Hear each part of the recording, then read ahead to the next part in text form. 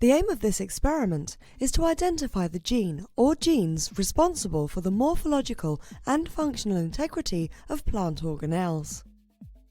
This is accomplished by first adding ethyl methane sulfonate as a chemical agent to mutagenize Arabidopsis seeds carrying the organelle fluorescent marker.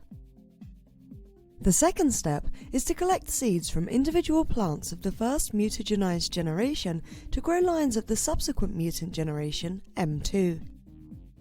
Next, the mutagenized A. thaliana seeds are observed using a confocal or fluorescence microscope to identify the aberrant organelle phenotype.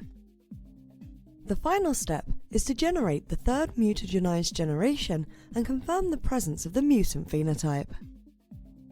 Ultimately, the recessive mutation can be mapped using next-generation sequencing tools.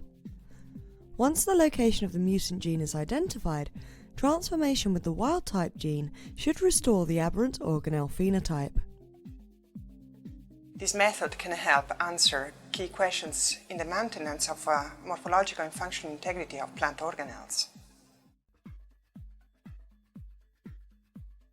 Ethyl methane sulfonate treatment of Arabidopsis thaliana seeds induce cytosine thymine changes into the genome, resulting in cytosine guanine to thymine adenine mutations. EMS treatment is a key step in this protocol to ensure a perfect ratio of mutation inside M2 individuals.